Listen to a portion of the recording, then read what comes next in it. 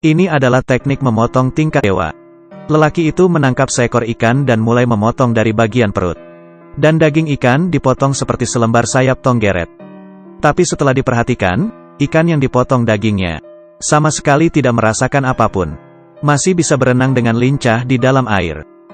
Master Hong adalah seorang koki dewa. Setiap ada pesta di desanya, dia selalu diundang untuk menjadi koki. Dia mengambil pisau kepala naganya, membidik tepat babi yang ada di depan mata.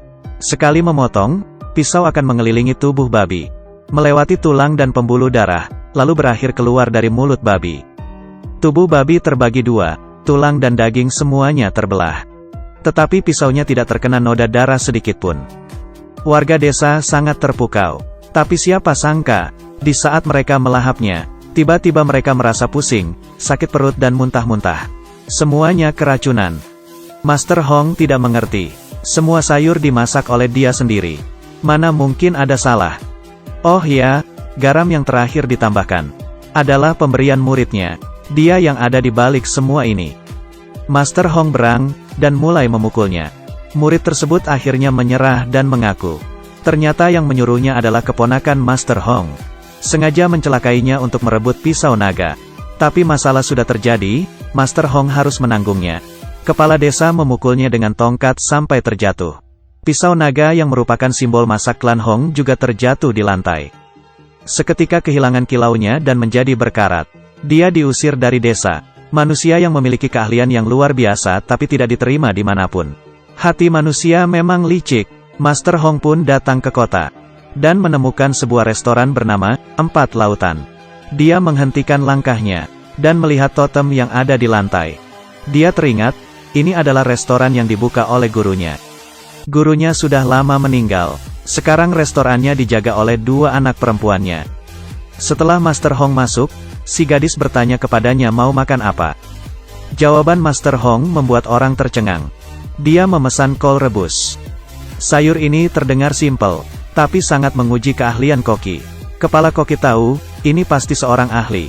Pada saat yang bersamaan, seorang preman juga datang ke restoran. Sejak kecil berlatih seni bela diri, keahlian memotongnya luar biasa. Sangat angkuh, melihat Master Hong yang di seberangnya memesan kol rebus. Merasa penasaran, juga ikut memesan. Saat kol rebus dihidangkan di atas meja, Master Hong mencicipinya. Dia hanya mengeluarkan dua kata, minta bon. Bos Cui Hua datang bertanya, apa ada yang tidak puas? Master Hong berkata, sungguh terlalu biasa, saya tidak puas sama sekali. Kepala koki emosi saat mendengarnya. Dan mengajaknya bertanding keahlian memasak. Kalau dia menang, kepala koki akan meninggalkan restoran. Kalau dikalah, Master Hong harus mencuci piring di sini selama 1 tahun.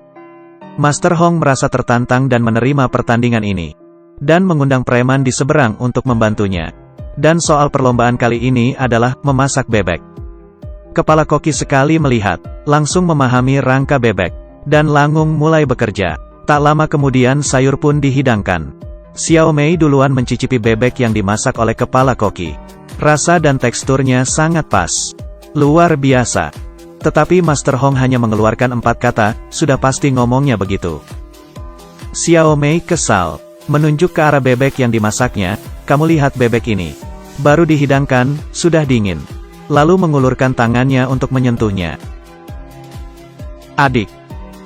Ya Tuhan, kenapa sangat panas? Tiba-tiba kulit bebek robek, mengeluarkan panas dan suara mendesis. Rupanya bebek yang dilumeri maltosa, mempunyai efek menghangatkan. Tidak hanya begitu, Master Hong mengetahui bebek sifatnya dingin. Saat melakukan kontak dengan pisau, daging bebek akan mengeras dengan cepat. Maka itu, saat memproses bebek yang diandalkan adalah tenaga dalam. Xiao Mei mencicipinya, langsung terkesan. Kepala koki mencicipinya, ekspresi berubah, langsung mengaku kalah, dan meninggalkan restoran. Sejak saat itu, Master Hong berhasil menjadi kepala koki di restoran. Bersama dengan si preman Awei. Awei sifatnya angkuh, tidak terima menjadi pembantu Master Hong. Dan mengajak Master Hong bertanding keahlian memotong. Pertandingan dimulai. Master Hong mengambil seekor ikan. Dengan sigap memotongnya menjadi lembaran. Tetapi ikan yang diambil dagingnya masih bisa hidup dan berenang dengan bebas. Lalu mencicipi daging ikan. Segar lembut manis halus. Daging ikan rasanya seperti hidup kembali di dalam mulut. Awei akhirnya mengaku kalah, dan meminta Master Hong untuk menjadi gurunya. Master Hong memang bermaksud begitu, tapi tidak langsung menyetujuinya. Masalahnya Awei sifatnya tidak sabaran dan angkuh. Master Hong mengeluarkan baskom berisi pisau-pisau. Pisaunya semua berkarat, lalu menyuruhnya mengasah pisau, melatih kesabarannya. Dalam beberapa hari, semua jenis pisau diasahnya sampai tajam sekali. Selanjutnya adalah membantu koki, dari pagi hingga malam, mengiris kulit wortel, memotong daun bawang, bawang putih, jahe. Dari kecil sampai besar semua harus dikerjakan. Dalam waktu 2 bulan, Awei menghilangkan sifatnya yang impulsif. Master Hong akhirnya menerima dia menjadi murid, mengajarinya memasak. Yang pertama yang harus dipelajari adalah menggoreng telur. Masakan ini tampak mudah, tapi harus detail. Supaya bisa wangi, empuk, lembut, halus. Saat mengocok telur harus pas kombinasinya. Panci panas dan masukkan minyak, atur apinya. Semuanya membutuhkan pengalaman. Kalau Awei berhasil mempelajarinya, baru bisa lulus. Dengan adanya kerjasama antara Master Hong dan Awei, usaha di restoran semakin ramai setiap harinya. Hal ini menarik perhatian keponakannya. Dia juga membuka usaha restoran di kota.